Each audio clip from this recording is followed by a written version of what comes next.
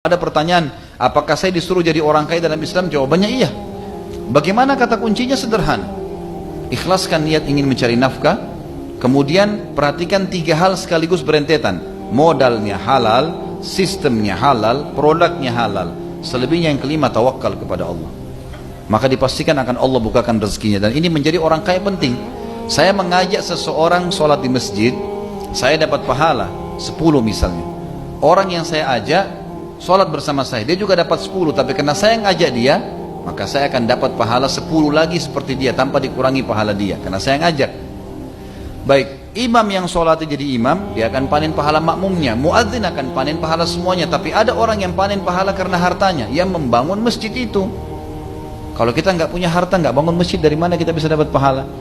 Bayangin kalau 1000 orang, 3000 orang yang sholat, 5000 orang yang sholat, kita hanya berinfak. Dan ingat teman-teman, berinfak ke masjid ini walaupun bukan kita bangun semua, kembali kepada hadis Nabi SAW yang sahih berbunyi, siapa yang membangun rumah Allah di muka bumi sebesar cakaran kaki burung, atau dalam riwayat lain dikatakan seperti sarang burung, kita sumbang 1000 rupiah, 5000 rupiah, semampu kita, gitu kan? Maka akan dibangunkan baginya istana di surga. Artinya kita punya andil di pahala itu. Ini penting sekali untuk dilakukan.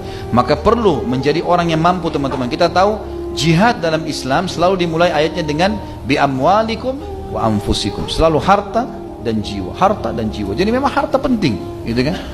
Jadi kita boleh mencari nafkah, boleh mencari harta yang banyak, teman-teman sekalian, dan tidak ada batas dalam Islam. Yang penting halal, gitu kan?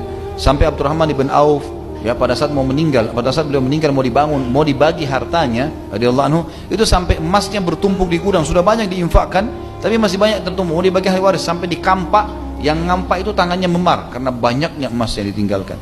Islam dibolehkan itu, nggak ada masalah. Bahkan Nabi SAW mengatakan, engkau meninggalkan ahli warismu dalam keadaan mereka tidak minta-minta, punya kekayaan yang ditinggalkan, jauh lebih mulia daripada mereka mengemis pada orang lain. Terus begitu. Dan kita disuruh bekerja, teman-teman sekalian, jangan malas. Kata Nabi SAW dalam hadis Bukhari, seseorang dari kalian mengambil potongan-potongan tali, lalu kemudian dia ke hutan, dia kumpul ranting-ranting kering, lalu diikat, dipikul di pundaknya, kemudian dia menjualnya di pasar, jauh lebih mulia daripada dia minta-minta kepada orang lain. Kita disuruh berusaha, bekerja, terus ikhtiar, gitu kan? Dan ini dibolehkan. Dan riwayat yang sahih, riwayat Bukhari yang mulia, di mana sahabat-sahabat miskin telah datang kepada Nabi SAW mengatakan, ya Rasulullah, sahabat-sahabat kami yang kaya mendahului kami dari pahala, kami sholat, mereka sholat, kami puasa, mereka puasa, kami haji, mereka haji, tapi mereka punya kelebihan harta karena mereka berinfak kepada kami nggak bisa balas itu. Beritahukan kami amal yang kami kerjakan, kami bisa nyanyi, samain, minimal sama dengan pahala mereka. Kata Nabi SAW, baca subhanallah, alhamdulillah, Allah Akbar masing-masing 33 kali.